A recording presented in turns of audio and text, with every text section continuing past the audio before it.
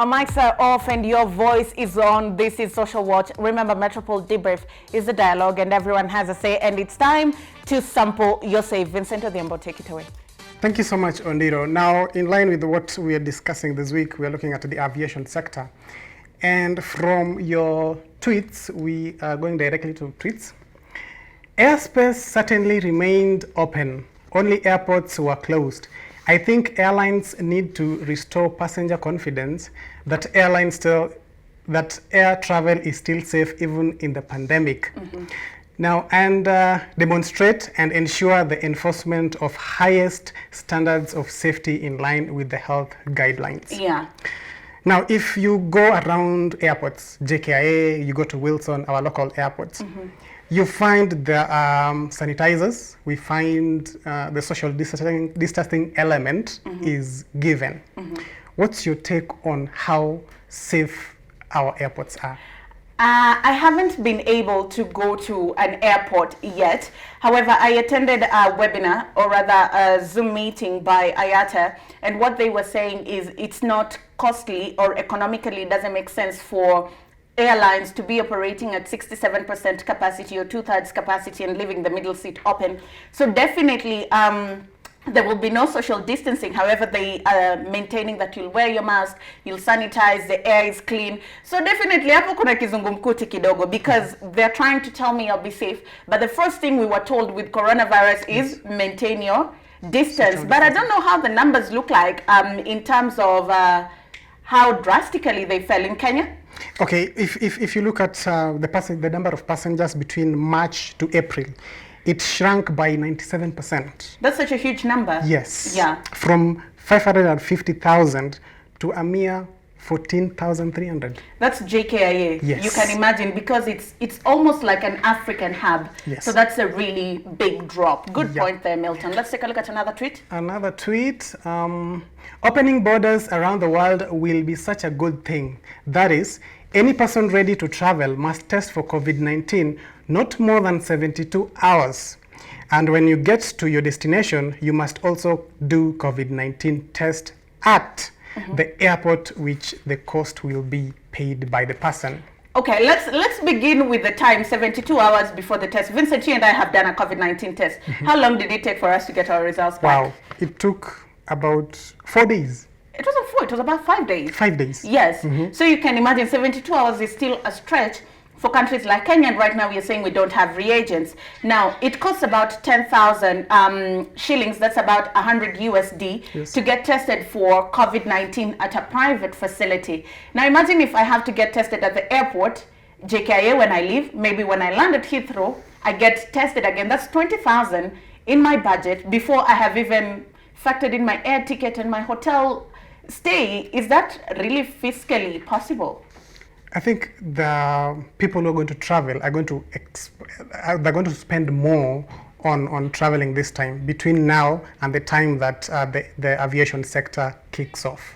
Yes. Great, and that will have a big impact on the numbers. Let's take a look at another tweet.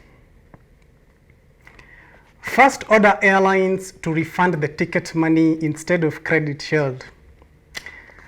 New airfare is going to be extremely expensive due to the limitation of maximum number of passengers. Now, like we mentioned, between March and April, JKIA reduced by 97%. How do you think these airlines are going to maintain and retain the money that they're spending on their businesses? I think for a start, just still from the IATA event that I attended, probably Europe and Asia, they're having sort of a waiver, winter waiver. So if you travel, you'll get a discount just to encourage more people to travel. But I don't think that works in Africa, because as is, not many people are traveling. Connectivity is a problem. The ticketing cost is such a big deal. But in terms of making money, it's going to be such a struggle, and that's why we are seeing most of them are opting to shed off stuff just to save themselves a shilling or two here and there. Okay, but then there's this aspect of cargo, because cargo was still continuing, and cargo reduced by just 18%. Yeah. Do you think the airlines can capitalize on that instead of just purely maintaining on the passenger side? Cargo creates a good buffer, particularly financially. But remember, as business journalists, we always say product goes hand in hand with people. Yes. If you're exporting flowers to the Netherlands and there are no social events, people are not going out, there are no weddings, there are no birthdays, then nobody is buying your flowers. If you're exporting, for example, avocado, it's not households that buy in Europe, it's restaurants because of their eat out culture. And when they're buying this, then people are going and eating out. So there's a market for that. When there's that slowdown in the market and people are not getting out as often as they should, then there's also that slowdown in cargo. However, yes, it provides a good buffer, and everybody is hoping that with the reopening, then things will look up really good soon. Okay, next tweet. Yes, COVID-19 is our new reality. Governments and people need to adapt to it. That means continuous travel, be in safer conditions. They cannot just keep the world separate indefinitely and kill the airline business. I think that's still touching on the measures, safety measures that the airlines are looking at. However, would you fly? If you had the budget, that is. If I did, I think I would. Yeah. Because the safety measures that Kenya in particular is putting, they're safe enough. I think I would be the police that would be telling everyone, pull up your mask. The people sitting next to me, I'm just like, if I see you with the side of my head pulling it down, I'm just like, pull it back up. Anyway, I don't know. This is some of the comments that we are getting online. Yes. What did people say out there? What do you have for us on Street Talk today? Well, on Street Talk, we're doing it a little bit different this time. We talked to Abdulahi Hassan, who is the CEO of iFly Kenya. He touched on ticket pricing, the healthy measures, and passenger numbers. Let's watch.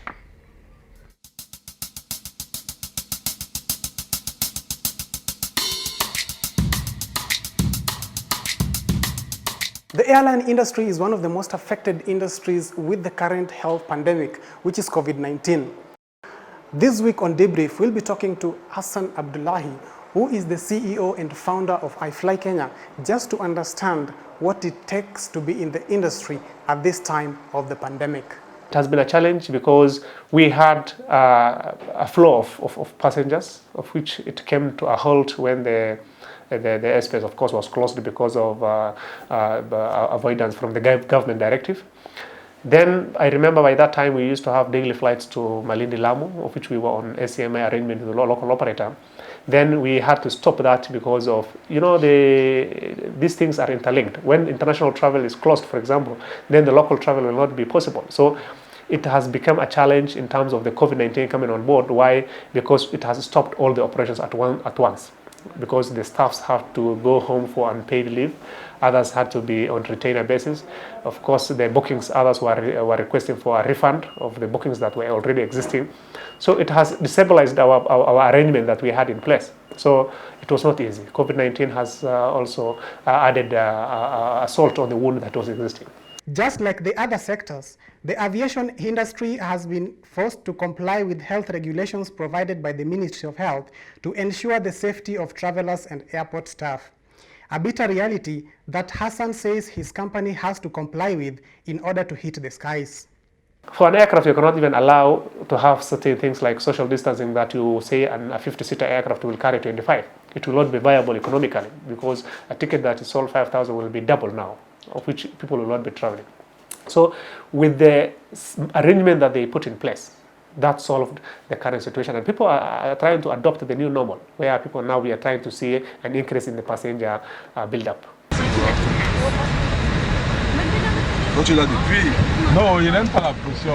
This stage we are in the next, for example, 6 months, we are not looking about profitability. We are looking to retain our clientele, to retain our roots, and to retain our staff. So that because staff also are people who we have trained, we don't want, it is one of our assets. We don't want them to go and look for jobs elsewhere.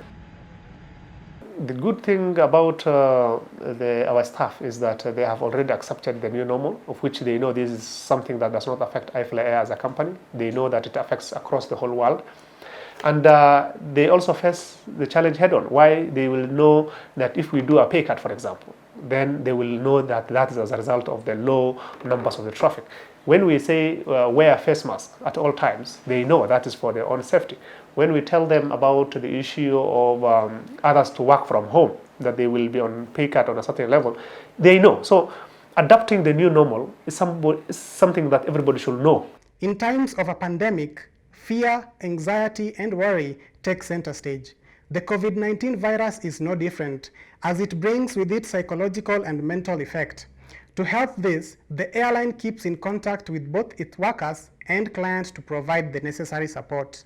We have situational awareness or communication in terms of the presence with the clientele and keeping in touch, knowing their welfare, not only flying, but also we have somebody in the call center dedicated to calling the clientele and knowing about their current situation, how they are doing. Because, of course, this pandemic has swept a certain number of percentage in our country. So we don't want to assume one of our clients is still doing good. This is caused by the air traffic control here in Dubai and also in our next region, which is Muscat.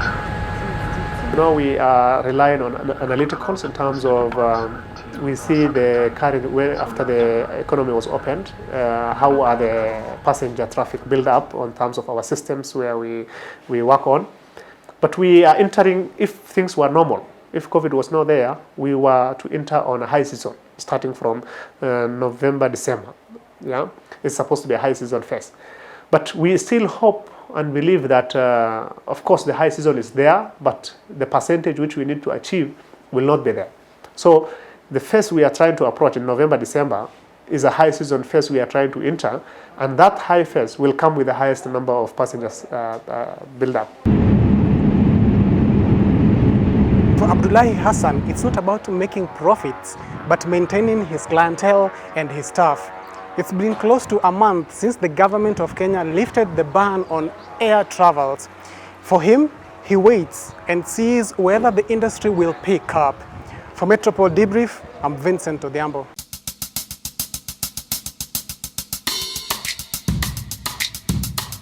There, Vincent, 30 seconds, your parting shot with regards to the conversation that people are having online and with iFly. Okay, in regards to the conversation that I had with iFly, it's not a matter of making profits for the next 6 months. And for online users, safety at the airports is mandatory. That's it. Mm-hmm. Thank you, Vincent. We'll see you again next week, same place, same time. Now, we have time for just one more thing, and that is debrief, take home. Well, COVID-19 is said to have given each and every single person in every sector a time to press the reset button and start again. While the rest of the world is trying to figure out how to jumpstart the aviation sector, we Africans must have a very honest conversation with ourselves.